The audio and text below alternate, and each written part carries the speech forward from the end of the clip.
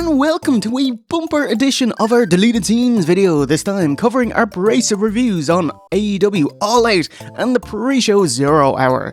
In this vid, I'll give you my thoughts as we go through the show and hot dog about all the wonderful folk who helped bring the episode to life by lending their talent to the show. I've been doing these more consistently since episode 100, so give them a watch. Link in the description. By the way, All Out coverage was split into two videos, as I think around 2 hours is the limit for OSW episodes, except in extenuating circumstances like God of War. Like, we're not going to do 2 God of War videos. Posting them a week apart also gives me a little bit of breathing room to finalise the main video. So the pre-show was 40 minutes long and the pay-per-view was 2 hours 20 instead of one big kind of bloaty 3-hour vid, which I think was the right choice. Entree and main course. And that's why we're doing the deleted scenes together, because we're in the same recording session. Dan McRae, Boy Stable, Amy and Paul, whopper guys, had a blast covering this. Atom Bomb, Blast, Bomb, Blast, hey, sorry. And we got lots of love giving Luna her props, wildly underappreciated because she was prominent during the dregs of women's wrestling in the Attitude Era. She is awesome, and hope to get to cover her in future OSWs.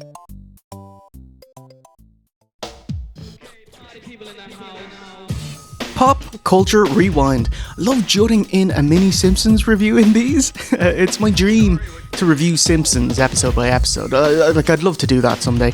We did review the Paddy's Day episode on Talking Simpsons. Man, had such a blast doing that. Link in the description, you can listen to that. What is the drinking age there? 18. Legally. Yeah, technically, yeah. Yeah. It's kind of a rite of passage to start drinking at about 15, you know? But like, you'd be in the pub with your parents from, 6, I guess? Yeah. You know? Yeah. Like, my dad would give me some of his Guinness when I was 6. Yeah, you know, you'd like have a sip and get the taste early, you know? Wasn't that cool? Some deleted scenes. We talk way more about video games, but since V1 talks about streaming SmackDown games on Twitch and reviewed what he's seen of the AEW game so far, these two next bits got the chop. I was a bit sad as I had great fun playing through Broforce with OOC, but hey, you can see it here. Steve, what are people playing at home and streaming on Twitch, mate? I have recently picked up the TMNT Cowabunga collection, a amazing package of Turtles Love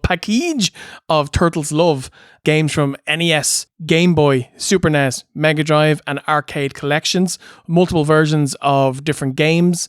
You can change the filters and the graphics setting. NES games, you can turn off the slowdown, so if there's more than like 3 or 4 characters on a screen, the game will still run.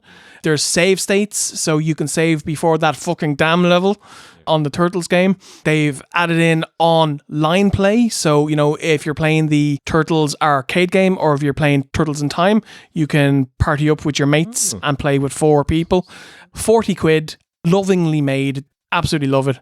And I'm still working my way through some SmackDown games. What are people playing at home and streaming on Twitch? and who's a big steamer? What are you playing on your steamer? Yes, so got me old Steam Deck last week. I played Portal, which I never played before, and it's fantastic and perfectly suited for the old Steam Deck. I'm playing Dead Space at the moment. Love that game. One of your favourites ever. Oh man, it's Resi 4 in space. Mm-hmm.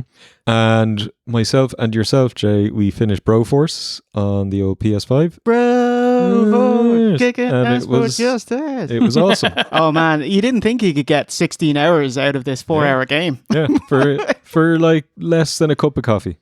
Oh yeah, it was really good fun. It's not really a reviewable game. It's just like you play it and it's a lot of fun. And you keep playing the level until you beat it. And it has random lads that you pick. And some are good, some are bad. Shout out to Chicken Mang. MacGruber, is it? Yeah, MacGruber, with the dynamite. MacGruber! Yeah, it's great. Because sometimes you do need an arcing weapon, you know? The bad ones are mostly Neo and Blade, and because they just have a little butter knife with them. Garbage, and the Bride, aka Beatrix Kiddo, as you quiz me. Very good. She's terrible as well, but we did kill the final boss with her, so Twice, because the game glitched the first time. But awesome game. It's like Contra, but a lot more fun and a lot more kind of like pixel art graphics. But yeah, fantastic. Covering WWE shows as well was cool. I was annoyed finding out afterwards that OSC actually watched the WWE shows like Clash at the Castle, but didn't say anything during the segment, you bollocks. But, he was just saying, oh yeah, I enjoyed that. So it wasn't, didn't miss out on anything. Also had a bit on Maximum Male Models that I moved to a different area and then I forgot to put it back in. So I was like, bollocks. When it went out, I was like, God. So I just asked OSC the exact same question again during the Christmas Nitro episode. So there you go. I spliced in a bit of Tommy Schlug, Irish comedian. He has multiple characters. The main one is Viper Higgins. I've spliced in whenever I can, get a bit of Tommy Schlug or Viper Higgins in there. He's amazing. Go follow him. He has very niche Irish humour, but really great stuff. Like even here, watch The Man in the Shed. I'll link it. 1 minute horror comedy. Stir the sandwich and cut the tea. What are you doing in my shed? Never you mind. You can stir the tea. Slice the bread up, would you? Stir the sandwich. Stir the sandwich. And slice the tea. Oh, God. That's it. Oh, what the fuck? He did a stream faffing around at Gamescom, but he bloody didn't go near the AEW ring. Tough shit, I'm splicing him anyway.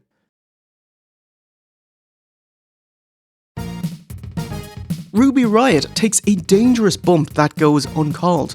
V1 did mention it, but if I included it, I'd have to include him calling the entire match again, as it's kind of together, making the segment feel sluggish. So I compromised by doing the match as normal and showing the video footage. But here it is, V1's call. Oh, not only did she break her nose, but Sammy, he was going to hit an Alabama slam, and he just dropped her, and she landed on her neck. She's fucking blessed. Could have gone horribly wrong. But yeah, I'd say within the space of about 90 seconds, she nearly broke her neck, and then Ty Conti smashed her nose in, and you can hear her are you okay? I was what do you fucking think? You dope, you. Nice double move, double pin spot by the babyfaces. Ty, KO, and pin. About as clean as you're going to get in 6 minutes. 3. When we're running down the entire AEW belts on TV, which was the main talking point of the bout, me being annoyed by it. The more belts you have, the less prestigious each belt is. I put the AEW women's belt twice. Sorry about that. Sorry, I didn't get more wrong. This is the right belt. The ROH women's belt. So V1 watches AEW religiously. I catch all of the pay-per-views and Dynamite maybe half the time, and OSC only if I prod him for the big matches. So you're getting 3 levels of fandom, and the show is mostly us picking V1's brain and ask him, hey, can you summarize the last year in this division, or how's this wrestler been, that kind of thing, which is brilliant. He also seems to know half the bloody roster, so there's loads of scandal I can prod him about, and they're my favourite parts of the episode. I just bring up Paige. She did a stream where she watched our review of Fighting With Our Family, holy god, and I haven't watched the whole thing, I just edited it together, because I was cringing watching it. I can't do it. Or later on with the beef with Thunder Rosa. I'll just talk about that now. I remember him being nicely annoyed with me, and he really didn't want to talk about it, but that just made me want to ask him even more. Also, I did a little visual gag with it, but I thought people might not pay attention to what V1 was saying and getting his point across, so I ultimately cut it out. Here we go. I wake up the next morning and I've got a few angry messages from Thunder Rosa telling me, hey, fuck you, and you've had your 15 minutes of fame, and I just basically said, look, I didn't tag you. I didn't jump into your DMs. I didn't have a go at you. I'm tweeting at my followers. I'm literally giving my thoughts on a show as I watch it. I didn't mean to offend you. I'm sorry you feel that way, but I'm not going to take it back. And she just wrote back saying, okay, that's fine. I've been hearing a lot on the internet. I heard people on the internet. Sorry, Wardlow. Wardlow. Anyway, Eddie Kingston, man, excellent wrestler, excellent talker. Hate his attire. I had great fun slagging him, but yeah, I love Eddie Kingston as a wrestler and performer and promo. And man, he's gone way down on the pecking order, which is such a shame. Maybe he's just changed his attire. And I wish I postulated on what he could have worn, camo gear, like the Dudleys, that kind of thing. That might be good. Or like riot gear that is different from the Shield. Or, I don't know. Anyway. And that does it for the pre-show.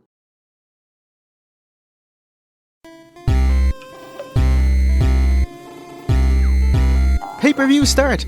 Indiana Punk and the Muffin of Doom. Donald Kirby and Lee Mounsey Smith. It was drawn and rendered in 4K so I could zoom in and it still looks just as crisp on a 1080p video.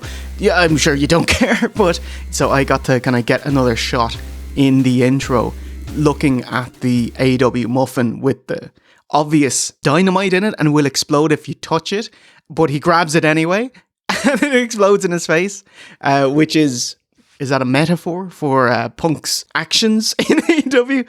So anyway, there you go. That's the thinking behind it.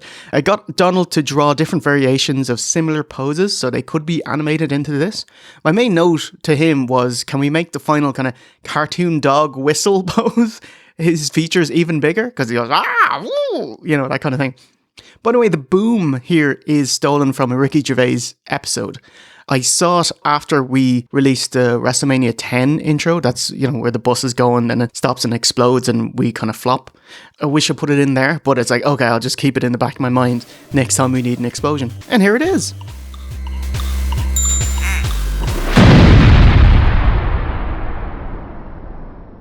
The big difference between this All Out review and regular episodes is since we've gotten the preamble out of the way in the last episode, we get straight into it, like 2 minutes into the video, which kicks the video into high gear immediately. I thought that was kind of cool. I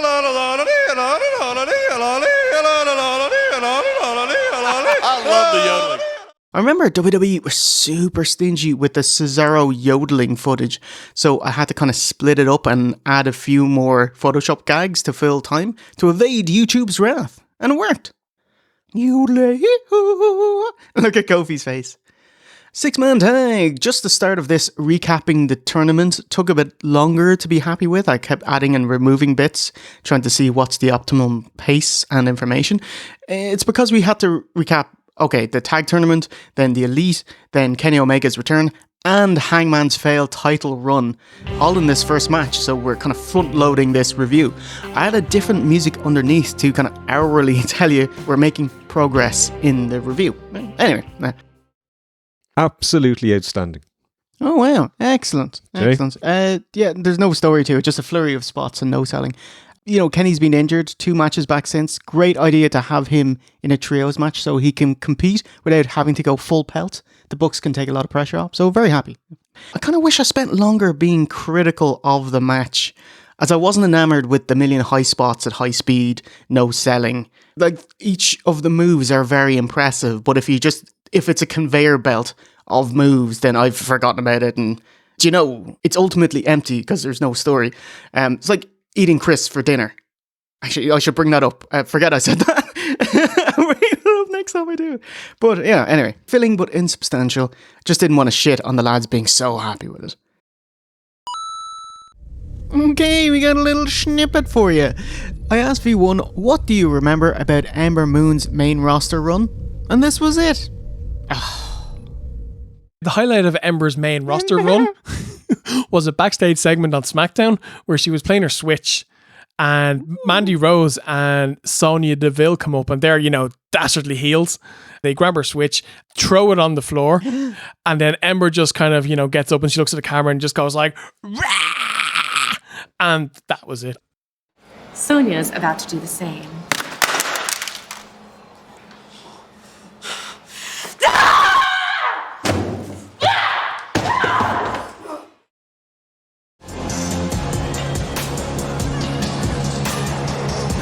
Oh, V1 has since watched She-Hulk, and it was not good. that's the long and short of it. Oh man, seeing Motor City Machine Guns and Jay Lethal in modern wrestling was so good. Getting to mark out about TNA, lads. We will go back for an arc, don't worry. It also makes me want to go back to AEW ASAP so we can mark over Jeff Jarrett. He's been amazing on that. You know, I mean, more than we usually mark out about him. Like, his stuff with the Acclaim is so much fun. Afterwards, V1 told me I'd get heat for dismissing Hobbs and Starks. And I gotta say, like, wrestling is a performance, like a combination of the company's presentation and the wrestler's talent. Like, I'm a viewer, make me care, force me to take notice. And on this night, AEW failed to present such, and it was treated accordingly. And it was also chuffed to slip in an X Factor reference. And just to say, they are more talented than they were presented on the show. Sorry. Platinum Max Caster is my favourite talent in AEW, so I had to include like a year's worth of my favourite rap quips of his, split into 2 blocks of 90 seconds to make it, so you don't get lost in the review. It was great going back and forth with V1 on favourite disses, and then trying to line them up so it sounded not too bad. Hey yo, Sonny, what you say? Let's keep it old school. We can have sunny days. On second thought, I think I'll pass. You're not that cute, and I got a better ass. Just a note on the Acclaimed winning the titles at the next show at Arthur Ashe. Recording the podcast is the first thing we do for an episode. So, especially doing a modern episode that's time sensitive, sometimes I'll get their guys to record outcomes of matches that haven't happened yet, as the episode won't be released for another 4 to 6 weeks. However, this just turns into an opportunity for a gag, and I end up just leaving the whole thing in. We mention the thing and have a laugh. So there you go. And in this one, V1 calls me out on it, which is also funny, which is the most kind of important thing on it. Getting information, but it's more of an entertainment, having a laugh as well. That's what OSW is about. One of the last things we added was the rotoscoping of Christian as a Bond villain, which I think turned out great. Actually, just a quick run through of the people that actually worked on the episodes here. First of all, man, Chris Nies, who worked on the pay-per-view and Scrum, amazing job. I just kept on here, can you do this bit? And how about this bit? And how about this bit? And he just he kept knocking it out, bang, bang, bang, bang. It's like, fuck. Well, if you keep doing great work, I'm just going to keep hassling you to do more. Thank you, mate. Kieran McNamara, amazing job, mate. He worked on the pay-per-view as well. Just go check out his pilot of this wrestling comedy sitcom thing called Babyface. Jack Brennan, WWE audition tape. You want to know why I'm tough enough?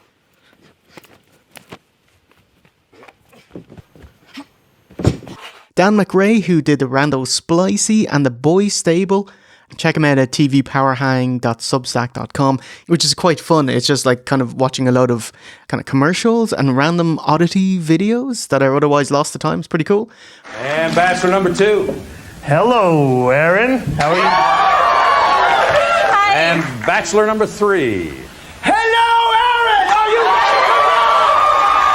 ready to rock? Ryan Castle, who edited Dynamite. Fantastic job. He's very fast and very efficient. Works for the NFL and WWE as well, and Fox, and holy shit, man. Great guy. Very nice. And check out his year-end rewind, actually. He did one for 2022. Linky.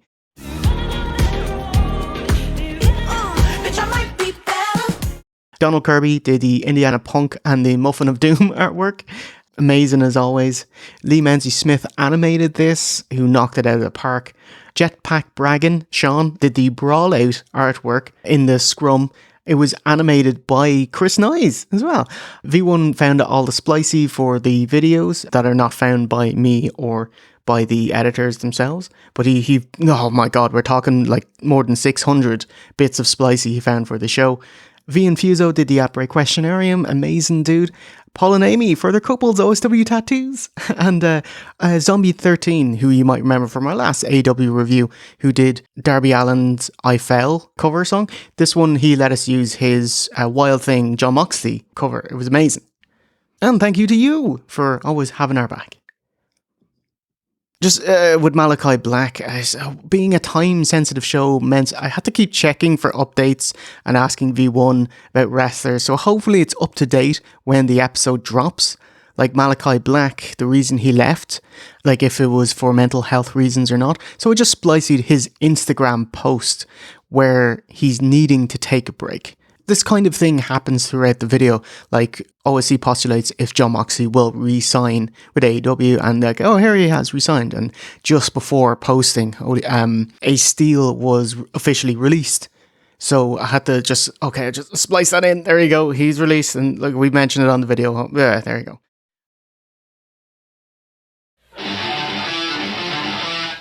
Okay, it's time for Punk versus Mox. First thing to note is that covering this pay-per-view wasn't V1's original choice. It was All Out 2021, Punk's debut. The problem is, right before we started turning the wheels on that, All Out 2022 happened and V1 said, stop everything, we cover this immediately. I am a bit sad we didn't get to cover AEW's biggest night. Would have been cool to see the kind of start and the end. But hey, maybe we'll cover it down the line. And homie, you need to keep back. I have you crapping your pants like I'm a Z-Pack. The last AEW review we did, Revolution, with the Farty Pyro, got bloody age-gated for what I'm guessing is the blood, and Punk's face gets really bloody. AEW are horrible for... I think they overdo it, to be honest. But there's no way to cut around it. He's just wrestling with a bloody face. So yeah, I just left it all in, rolled the dice. Thankfully, YouTube haven't penalised the vid. Touch wood. Touch penalised. Penis. The Aftermath 2K footage here, oh my god, with the Scrum lads is B4G.tv, the lads at ProWrestlingMods.io, they did an amazing job. Then V1, he also played a lot of backstage assault on Twitch, and he created the characters and stuff like that, and sent me over a ton of footage. Of course, I ended up only using about 90 seconds of it in the video, and he gave me whatever 20 minutes of it, but thank you so much, mate, and it looks brilliant. And look at that kind of widescreen sharpness that he's done as well. Hey. This is from Mindy's Bakery, by the way. It's a great place in Chicago if you like pastries and baked goods. I suggest you go there. They're closed on Mondays and Tuesdays though. The Scrum!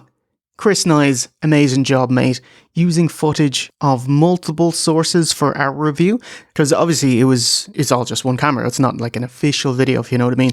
So every time there's a camera change, Chris has cut it to keep your interest.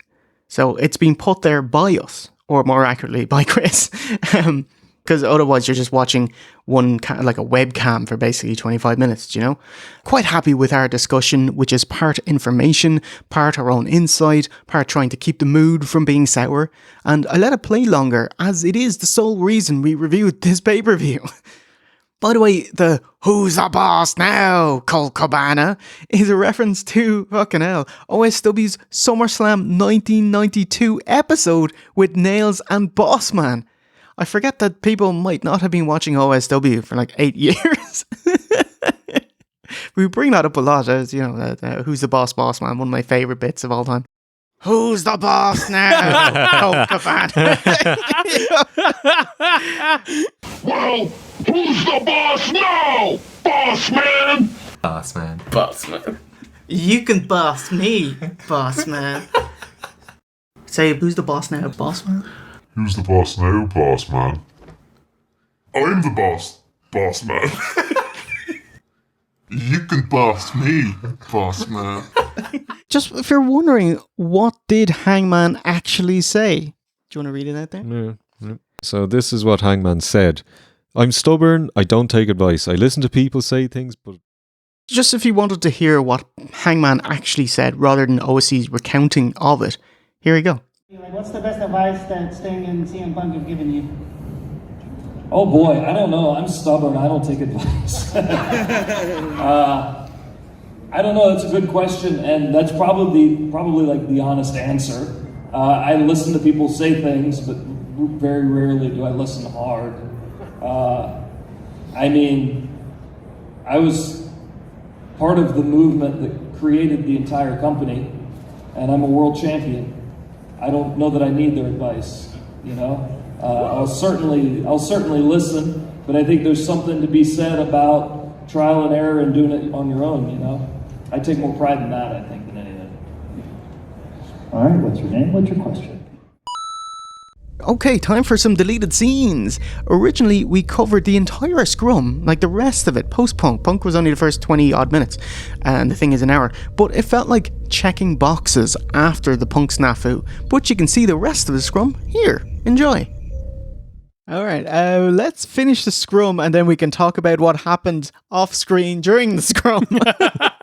Jesus Christ. All right, the tag champs, come on out. On the crowd being much bigger fans of the Acclaimed, Keith Lee says, it wasn't a turn, but I loved it as it showed we have something to prove. Swerve says, we've been winning. We don't have anything to prove. Kind of healing out there. He also drops that he almost died from COVID. Which is well, fucking hell.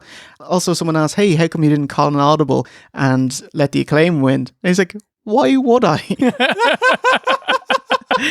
Tony Storm. A shame Tony Schiavone doesn't interview her. She has the charisma of a wet paper bag. No.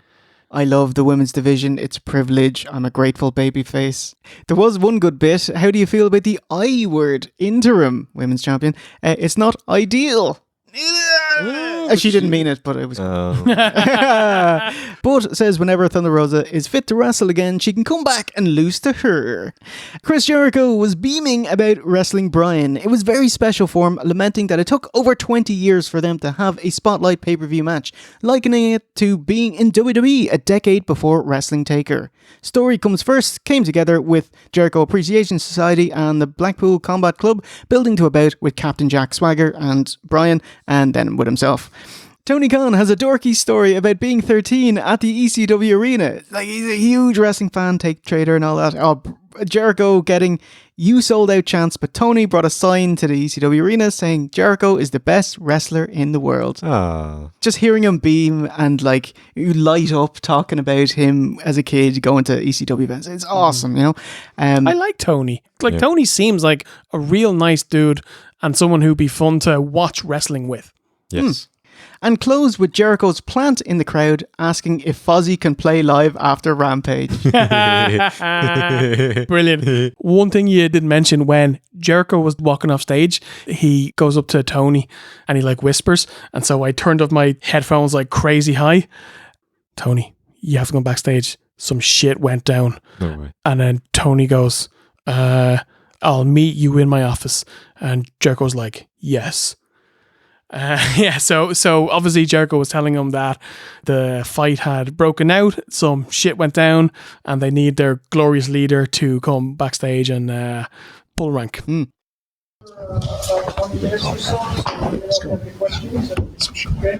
I'll meet you in my office. Yeah. Thanks.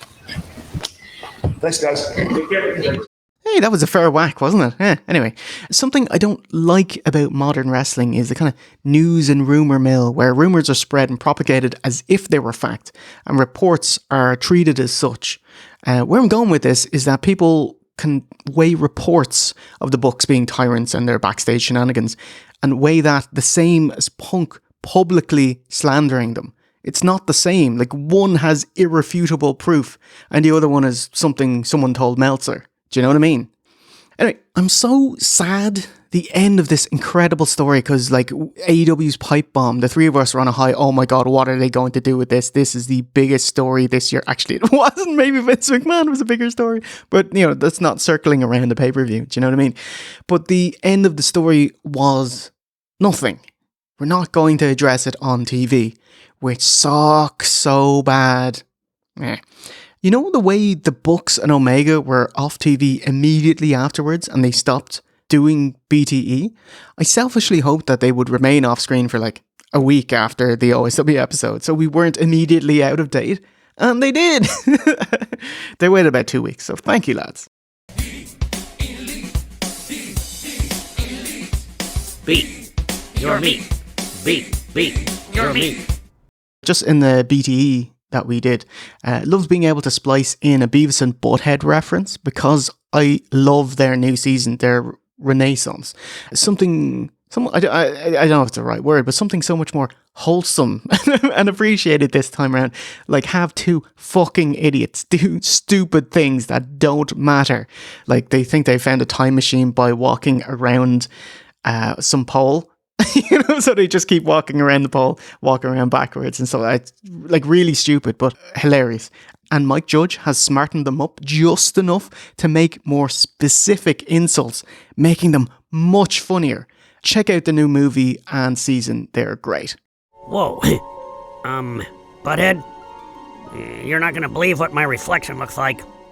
You're not gonna believe what my reflection looks like. He was waiting on it. The bridge back. was awesome.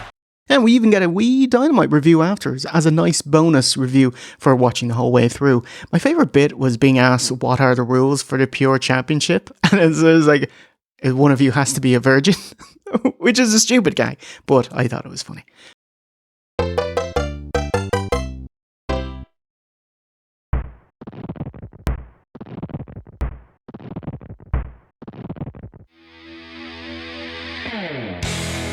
And that does it for our All Out 2022 and 0 hour deleted scenes. Hope you enjoyed this kind of look back on the process of making the episode and what went into it and that.